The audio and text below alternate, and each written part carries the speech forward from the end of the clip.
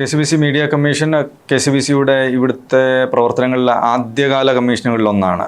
Bible commission അങ്ങനെയുള്ള രണ്ടോ മൂന്നോ കമ്മീഷനുകളിലാണ് KCBCയുടെ ആദ്യകാലത്ത് ഇവിടെ രൂപീകരിക്കപ്പെട്ടിട്ടുള്ളത്. ഇതിൻ്റെ പ്രധാനമായ ഉദ്ദേശം മാധ്യമരംഗത്ത് ഇടപെടുക, സഭയുമായി ബന്ധപ്പെട്ട ആളുകൾക്ക് മാധ്യമ പരിശീലനം നൽകുക എന്നുള്ളതാണ് ഏറ്റവും പ്രധാനമായ ആദ്യം ഉദ്ദേശിച്ചിരുന്നത്. തുടർന്ന് ഇങ്ങോട്ട് പല കാലങ്ങളിലുണ്ടായ വളർച്ചയാണ് മാധ്യമ അവാർഡുകൾ നൽകുക, നാടകമേളകൾ ഇപ്പോൾ 40 വർഷമായി കേരളത്തിൽ ഒരുപക്ഷെ രണ്ടാമത്തെ നാടകമേള എന്ന് പറയാവുന്ന തരത്തിലേക്ക് KCBCയുടെ നാടകമേള മാറി. പ്രൊഫഷണൽ നാടകരംഗത്ത് എന്തിന് അത്തരം കാര്യങ്ങൾ ഇടപെടുന്നു? ഈ സാഹിത്യം, കലം, സാംസ്കാരികമായ പൊതുബോധം സൃഷ്ടിക്കുന്നതിലും മനുഷ്യനെ നവീകരിക്കുന്നതുമായ പ്രക്രിയ സാധിക്കുന്ന ഒരിടമാണ് മാധ്യമ മേഖല. നമ്മൾക്കറിയുന്ന ദൈവശാസ്ത്രത്തെ പ്രായോഗികമാക്കുന്നത് ഇത്തരം സാംസ്കാരിക സാഹിത്യ രൂപങ്ങളിലൂടെയാണ്.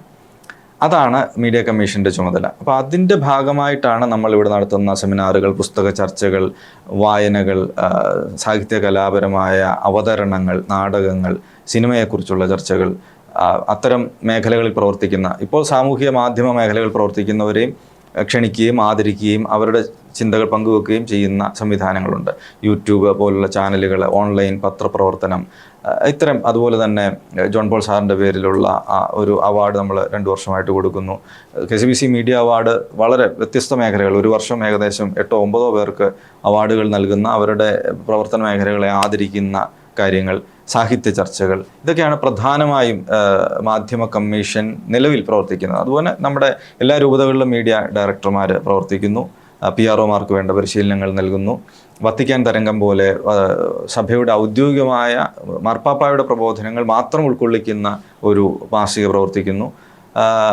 KCBC ന്യൂസ് എന്ന പേരിൽ ഓൺലൈൻ പത്രം, KCBC ന്യൂസ് എന്ന പേരിൽ യൂട്യൂബ് ചാനൽ. ഇതൊക്കെ എന്തിനെന്ന് ചോദിച്ചാൽ ഔദ്യോഗികമായ ചിന്തകളെ അവതരിപ്പിക്കുന്നതിനുള്ള ഇടങ്ങളാണ്. സഭയുടെ ഔദ്യോഗിക ചിന്താധാര എങ്ങനെ സമൂഹത്തിൽ അവതരിപ്പിക്കണം, അങ്ങനെ അവതരിപ്പിക്കുന്ന ആളുകൾ, അത്തരം സുവിശേഷ മൂല്യമുള്ള വിഷയങ്ങൾ, ജീവനെ സംരക്ഷിക്കുന്ന ആശയങ്ങൾ, അത്തരം ആളുകളെ പ്രോത്സാഹിപ്പിക്കുക, ഇതൊക്കെ പൊതുധാരയിലേക്ക് അവരെ ഉയർത്തി നിർത്തുകയും അത്തരം ചിന്താധാരകൾ പ്രോത്സാഹിപ്പിക്കുന്ന നാടകങ്ങൾ, നാടകകൃത്തുക്കൾ, സിനിമകൾ, സിനിമ സൃഷ്ടാക്കൾ, ഇവരെ പറ്റിയൊക്കെ ചർച്ചകൾ ഉണ്ടാവുക. ഇതാണ് മീഡിയ കമ്മീഷൻ്റെ നിലവിലുള്ള നമ്മുടെ പരിശീലന പരിപാടികളും പ്രവർത്തന മേഖലകളും. KCBC മീഡിയ കമ്മീഷൻ്റെ ചെയർമാൻ അഭിമന്യ പാമ്പ്ളാനി പിതാവാണ്, ജോസഫ് പാമ്പ്ളാനി പിതാവാണ്. പിതാവിൻ്റെ നേതൃത്വത്തിൽ ആണ് നമ്മുടെ കമ്മീഷൻ്റെ, KCBCയുടെ പ്രവർത്തനങ്ങൾ നിർണ്ണയിക്കുന്നത്, അതിന് നേതൃത്വം നൽകുന്നത്. പിതാവ് തലശ്ശേരി ആർച്ച് ബിഷപ്പ് എന്ന നിലയിൽ വളരെയേറെ ഉത്തരവാദിത്തങ്ങൾ ചെയ്യുമ്പോൾ തന്നെ KCBCയുടെ മാധ്യമ കമ്മീഷന് വേണ്ട എല്ലാ, അതോടൊപ്പം തന്നെ സീറോ മലബാർ സഭയുടെ മാധ്യമ കമ്മീഷൻ്റെയും ചുമതല പിതാവിന് തന്നെയാണ്. 2 വൈസ് ചെയർമാന്മാരുണ്ട്. വൈസ് ചെയർമാന്മാരായിട്ട് ഇപ്പോൾ പ്രവർത്തിക്കുന്നത് വരാപ്പുഴ അതിരൂപതയുടെ ആർച്ച് ബിഷപ്പ് കളത്തിപ്പറമ്പിൽ പിതാവ്, പാറശാല രൂപതയുടെ മെത്രാൻ യൗസേബിയസ് പിതാവുമാണ്. പിന്നീട് ഇവിടെ പ്രവർത്തിക്കുന്നത് KCBC മീഡിയ കമ്മീഷൻ സെക്രട്ടറി, POCയിലാണ് KCBC മീഡിയ കമ്മീഷൻ്റെ ഓഫീസ്. സീറോ മലബാർ സഭയുടെയും മലങ്കര സഭയുടെയും ലത്തീൻ സഭയുടെയും മാധ്യമ കമ്മീഷൻ്റെ സെക്രട്ടറിമാർ ഇതിൻ്റെ ജോയിൻറ്റ് സെക്രട്ടറിമാരായിട്ട് പ്രവർത്തിക്കുന്നു. ഇതാണ് ഇതിൻ്റെ ഒരു സംഘടനാപരമായ രീതി. അതോടൊപ്പം 32 രൂപതകളിലും മീഡിയ കമ്മീഷൻ ഡയറക്ടർമാരുണ്ട്. അതിൽ പലരും തന്നെ അതാത് രൂപതകളുടെ PROമാരായിട്ടും വർക്ക് ചെയ്യുന്നുണ്ട്. പണ്ടൊക്കെ അക്ഷരമറിയാത്തവരാണ് നിരക്ഷരൻ എന്ന് വിളിച്ചിരുന്നത്. ഇപ്പോൾ നിരക്ഷരത എന്ന് പറയുന്നത് ദൃശ്യങ്ങളെ വായിക്കാൻ കഴിവില്ലാത്തത് ഒരു നിരക്ഷരതയാണ്. അത് മാധ്യമ സാക്ഷരത എന്നതുകൊണ്ട് മാത്രമല്ല, ഇപ്പം ഒരു ഐലൻഡ് കുർദ് തീരത്ത് മരിച്ചു കിടക്കുന്ന ഒരു ദൃശ്യം മതി അഭയാർത്ഥികൾ നേരിടുന്ന വെല്ലുവിളികൾ തിരിച്ചറിയാനായിട്ട്. ആ ഒരു ദൃശ്യങ്ങളെ വായിക്കാൻ, അക്ഷരങ്ങൾ പോലും ദൃശ്യരൂപങ്ങളിൽ പ്രിൻ്റ് ചെയ്യപ്പെടുന്ന ഒരു കാലമാണ്. അപ്പോൾ ആളുകൾക്ക് ദൃശ്യങ്ങളാണ് കൂടുതൽ മനസ്സിലാകുന്നത്, ദൃശ്യങ്ങളാണ് ഒരുപാട് സംസാരിക്കുന്നതും. അപ്പോൾ അതുകൊണ്ട് ദൃശ്യത്തിനൊരു വ്യാകരണമുണ്ട്. അത് കാലങ്ങളായി വളർന്നു വന്നിട്ടുള്ള സാംസ്കാരികമായ ചിഹ്നങ്ങളും അടയാളങ്ങളും ഒക്കെ ചേർത്താണ് അതിനെ മനസ്സിലാക്കാനും വായിക്കാനും പഠിക്കാനും പറ്റുന്നത്. അത്ര വലിയ അക്കാഡമിക്കായിട്ട് ഇതിനെ പഠിച്ചില്ലെങ്കിൽ പോലും ഇതിൻ്റെ ഗുണപ്രദവും ദോഷപരമായും ഉപയോഗിക്കാവുന്ന, നമുക്ക് അനുകൂലമായും പ്രതികൂലമായും ഇത് മനുഷ്യർക്ക് ഉപയോഗിക്കാനായിട്ട് സാധിക്കും, ഇത്തരം ചിഹ്നങ്ങളെ അടയാളങ്ങളെയും ഒക്കെ. അപ്പോൾ ഇത് രണ്ടും വായിച്ചെടുക്കാനും തിരിച്ചറിയാനുമുള്ളൊരു സാക്ഷരത നമ്മുടെ എല്ലാ ആളുകൾക്കും ഉണ്ടാവണം. എന്തുകൊണ്ട് ആളുകൾ ഇത്തരം ദൃശ്യങ്ങൾ ഉപയോഗിക്കുന്നു, എന്തുകൊണ്ട് ഇത്തരം ചിഹ്നങ്ങൾ ഉപയോഗിച്ച് നമുക്ക് ദോഷം വരുത്താനും സാധിക്കും, നല്ലത് വരുത്താനും സാധിക്കും. അപ്പോൾ അത്തരം കാര്യങ്ങളെ മനസ്സിലാക്കാൻ ഒരു മിനിമം മാധ്യമ സാക്ഷരത എല്ലാവർക്കും ഉണ്ടാവണം. കാരണം ഇപ്പോൾ എല്ലാവരുടെയും കയ്യിൽ മൊബൈലുള്ള കാലമാണ്. ദൃശ്യങ്ങളെ അവഗണിച്ചുകൊണ്ടൊരു ജീവിതം ആർക്കുമില്ല.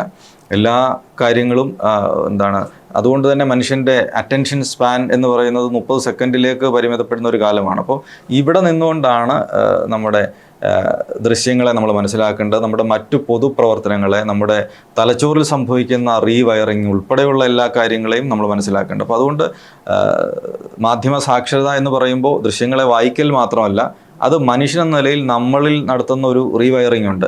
അതിനെക്കുറിച്ച് പഠിക്കുന്നതും പുതിയ കാലത്ത് വളരെ പ്രധാനമാണ്.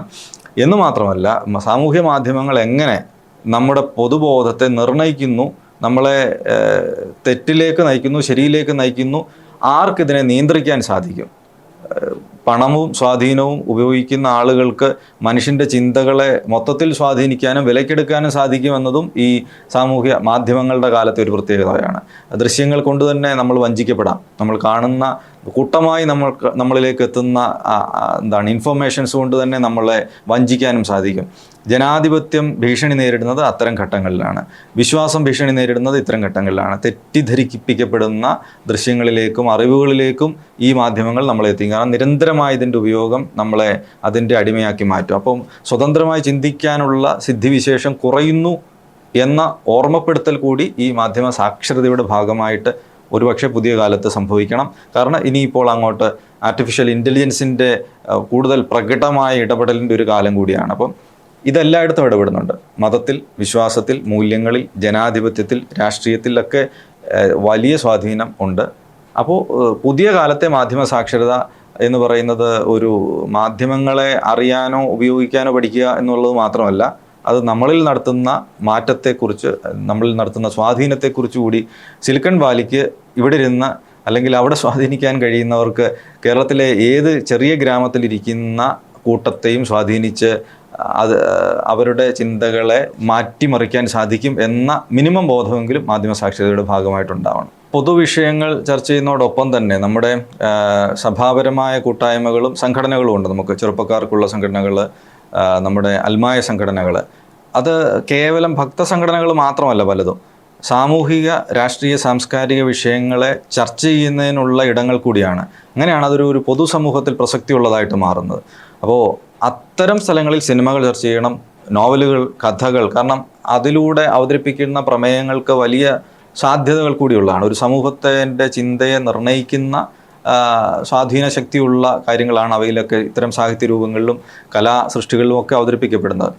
അതിനെ കണ്ണടച്ച് എതിർക്കാൻ വേണ്ടിയിട്ട് മാത്രമല്ല, പക്ഷേ ഏകപക്ഷീയമായ ഒരു വിധി പ്രസ്താവത്തിലേക്ക് നയിക്കുന്ന തരത്തിൽ അത്തരം കാര്യങ്ങളെ മനസ്സിലാക്കാതെ അതിൻ്റെ വ്യത്യസ്ത വശങ്ങളിൽ നിന്ന് ഒരു സൃഷ്ടിയെ മനസ്സിലാക്കാനും തിരിച്ചറിയാനും നമ്മുടെ ആളുകൾക്ക് സാധിക്കണം. അത് എന്തുകൊണ്ടത് സാധിക്കണമെന്ന് ചോദിച്ചാൽ, ദൈവം മനുഷ്യന് തന്നിട്ടുള്ളൊരു സിദ്ധിവിശേഷമാണ് ചിന്തിക്കാനുള്ള കഴിവ്. ദൈവത്തിൻ്റെ സൃഷ്ടിയുടെ ഏറ്റവും മികച്ച ഒരു മൂല്യമാണത്. ആ മൂല്യത്തെ കെടുത്തിക്കളയുന്ന തരത്തിലാണ് നമ്മുടെ മാധ്യമ ഉപയോഗം ഇപ്പോൾ നമ്മൾ കൈകാര്യം ചെയ്യുന്നത്. അപ്പോൾ അതിൽ നിന്ന് മാറി മനുഷ്യൻ എന്ന നിലയിലുള്ള വ്യത്യസ്തമായ ആശയഗതികളെ സ്വീകരിക്കാനും ചർച്ച ചെയ്യാനുള്ള കഴിവ് ഇല്ലാതാകുന്നിടത്താണ് മനുഷ്യ സമൂഹം ഇല്ലാതാവുന്നത്. ജനാധിപത്യം പോലും ഇല്ലാതാകുന്നത് ഈ സംവാദം അവസാനം. അതാണ് മാർപ്പാപ്പായുടെ രാഷ്ട്രീയ നിരീക്ഷണമായി കഴിഞ്ഞ ഇടയിൽ പുറത്തു വന്ന പുസ്തകത്തിലുള്ള ഏറ്റവും പ്രധാനപ്പെട്ട, സംവാദത്തിന് മനസ്സ് കാണിക്കാത്തവരൊക്കെ ഏകാധിപതികളാണെന്ന് പറഞ്ഞു. അപ്പോൾ ഈ ഏകാധിപത്യം രാഷ്ട്രീയത്തിലോ അധികാരത്തിലോ മാത്രമല്ല, ആശയതലത്തിലും സാഹിത്യ തലത്തിലും ചിന്തകളുടെ തലത്തിലുമൊക്കെ ഈ ഏകാധിപത്യം ഉണ്ടാവാം. അത് പാടില്ല. ജനാധിപത്യമാണ് അവിടെയൊക്കെ നിലനിൽക്കേണ്ടത്. എതിർസ്വരങ്ങൾ, വിമതസ്വരങ്ങൾ അല്ലെങ്കിൽ വിസമ്മതങ്ങൾ, വിമതസ്വരം എന്നുള്ള പറഞ്ഞു കഴിഞ്ഞാൽ ചർച്ചയ്ക്കുള്ള സ്പേസ് എന്നാണ് അർത്ഥം. വിസമ്മതങ്ങൾ ഉണ്ടാവാം. അപ്പോൾ ഇതിനെ ക്രോഡീകരിക്കാനും അത്തരത്തിലുള്ള ചിന്തകളിലേക്ക് ദൈവം ആഗ്രഹിക്കുന്ന തരത്തിലുള്ള സഭയുടെ ഔദ്യോഗികമായ ചിന്തകളിലേക്ക്, സഭയുടെ ഔദ്യോഗികമായ ചിന്ത പരിശുദ്ധാത്മ പ്രേരിതമാണെന്ന് നമ്മൾ പറയുന്ന അതുകൊണ്ടാണ്. അതിലൊരു സംവാദത്തിൻ്റെ എലമെൻ്റ് ഉണ്ട്. പക്ഷേ മൂല്യമാണ് അവിടെ അടിസ്ഥാനം. അതിൻ്റെ മാനദണ്ഡ് ക്രിസ്തുവാണ്. ക്രിസ്തു സഭയിലാണ് പ്രവർത്തിക്കുന്നത്. അത് പറയാൻ ഉത്തരവാദിത്തപ്പെട്ടവരിലൂടെയാണ് അത് സംഭവിക്കുന്നത്. അപ്പോൾ ആ ബോധ്യത്തോടെ കാര്യങ്ങളെ, സമൂഹത്തെ, സാഹിത്യത്തെ ചർച്ച ചെയ്യാനും മനസ്സിലാക്കാനും കഴിയുന്ന ആളുകളുടെ കൂട്ടം സഭയിലുണ്ടാവണം. ക്രൈസ്തവ മൂല്യങ്ങളെ, ക്രൈസ്തവ സഭയും ആക്രമിക്കുന്ന കലാസൃഷ്ടികൾ ഉണ്ടാകുന്നുണ്ടോ? ഉണ്ട്. ബോധപൂർവം ചെയ്യുന്നതാണോ? കുറേയൊക്കെ ബോധപൂർവം ആവാം, കുറേയൊക്കെ അബോധമായി സംഭവിക്കുന്നതുമാവാം. അങ്ങനെ ചെയ്യാൻ അവർക്ക് അവകാശമുണ്ടോ? അവർക്ക് എല്ലാ സ്വാതന്ത്ര്യമുണ്ട്. അങ്ങനെ ചെയ്തുകൊണ്ട് ക്രിസ്തു ഇവിടെ ഇല്ലാതാവുകയോ സഭ ഇല്ലാതാവുകയോ ചെയ്യത്തില്ല. സഭയുടെ ചരിത്രം ഇവിടെ ക്രൈസ്തവ മൂല്യങ്ങൾ കൊടുത്തത് സിനിമയിലൂടെ അല്ല സഭ ഉണ്ടായതും. സഭ നിലനിൽക്കാൻ പോകുന്നതും സിനിമയിലൂടെ അല്ലെങ്കിൽ കലാസൃഷ്ടികളിലൂടെ അല്ല. പക്ഷേ അതിനെ തെറ്റിദ്ധരിപ്പിക്കാൻ സാധിക്കും. അത്തരം ശ്രമങ്ങൾ നടക്കുന്നുണ്ട്. പക്ഷേ അതിനോട് നമുക്കുള്ള എതിർപ്പ് ചർച്ചയിലൂടെയാണ്, നമ്മുടെ വിസമ്മതങ്ങൾ അറിയിക്കുന്നില്ലാണ്. അല്ലാതെ അത്തരം ആളുകളെ നമ്മൾ എതിർക്കാൻ പോകുന്നില്ല, അവരെ കൊല്ലാനോ പോകുന്നില്ല. അങ്ങനെ ചെയ്യുന്ന പ്രത്യയശാസ്ത്രങ്ങളും മത രീതികളും ചിന്തകളും ഒക്കെ ലോകത്ത് നിലനിൽക്കുന്നുണ്ട്. പക്ഷേ ക്രൈസ്തവമായ മാർഗ്ഗം ഒരിക്കലും അതല്ല. ക്രൈസ്തവമായ മാർഗ്ഗം എപ്പോഴും സംവാദത്തിൻ്റെതാണ്. അങ്ങനെ എതിർപ്പുണ്ടാകുന്ന ഒരു ആശയം എന്താണ്? ആ ആശയം ചർച്ച ചെയ്യാം, തിരുത്തേണ്ടതാണെ തിരുത്താം. പക്ഷേ അത് നമ്മൾ മാത്രമല്ല തിരുത്തേണ്ടത്, അങ്ങനെ അവതരിപ്പിക്കുന്നവർക്ക് അത് തിരുത്താനുള്ള ബാധ്യത അത് മനസ്സിലാക്കി കഴിയുമ്പോൾ അവർക്കുമുണ്ട്. അപ്പോൾ അത്തരം തുറവിയുടെ സത്യത്തെയാണ് ക്രിസ്തു മതം അല്ലെങ്കിൽ ക്രിസ്തു എപ്പോഴും ആഗ്രഹിക്കുന്നത്, സഭ എപ്പോഴും ആഗ്രഹിക്കുന്നത്, നിലകൊള്ളുന്നത് ഈ സത്യത്തിന് വേണ്ടിയിട്ടാണ്. അപ്പോൾ അതുകൊണ്ട് ഒരു തരത്തിലുമുള്ള ഭയപ്പാട് ഇത്തരം വിമർശനങ്ങളെക്കുറിച്ച് സഭയ്ക്ക് ഒരു കാലത്തും ഉണ്ടായിട്ടില്ല, ഒരിക്കലും ഉണ്ടാവാനും പോകുന്നില്ല. പക്ഷേ വൈകാരികമായിട്ട് വിശ്വാസികൾ ചില കാര്യങ്ങളോട് പ്രതികരിക്കും. അതും വളരെ സ്വാഭാവികമായി സഹജമായി സംഭവിച്ചു പോകുന്നതാണ്. അത് സഭയുടെ ഔദ്യോഗികമായ ആഹ്വാനത്തിൻ്റെ പുറത്ത് സംഭവിക്കുന്ന ഒന്നുമല്ല. അവരുടെ വിശ്വാസാചാരങ്ങളെ മോശമായി ചിത്രീകരിക്കുന്നതിനോട് ഒരു പക്ഷേ വിശ്വാസികൾ എതിർത്ത സ്വരങ്ങളുണ്ടാവാം. പക്ഷേ അത് ചർച്ചയാണ്, സംവാദമാണ് നമ്മുടെ പ്രധാനപ്പെട്ട പ്രമേയം. സംവാദത്തിലൂടെയാണ് നമ്മൾ മുന്നോട്ട് പോകുന്നത്.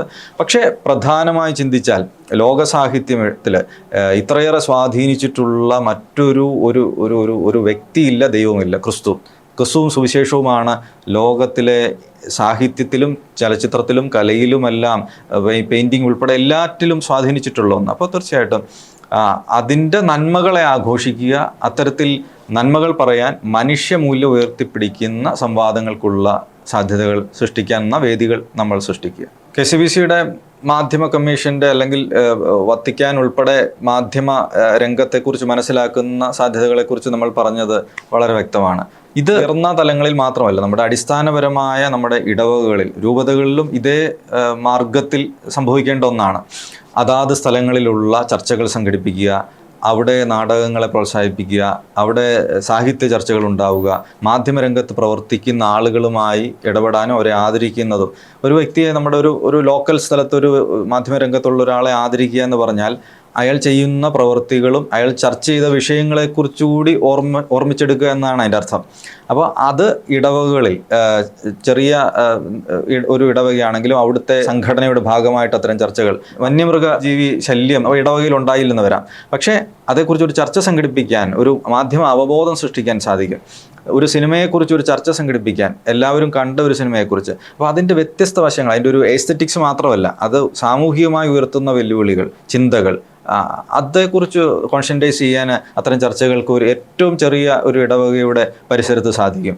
അത്തരത്തിൽ നിരന്തരമായി ഇടപെടുമ്പോൾ മാത്രമാണ് പൊതുസമൂഹത്തിൽ നമ്മുടെ സംഘടനകൾ, നമ്മുടെ മാധ്യമ സമൂഹം പ്രസക്തമാവുകയുള്ളൂ, നമ്മുടെ ആളുകൾ പ്രസക്തരാകുകയുള്ളൂ.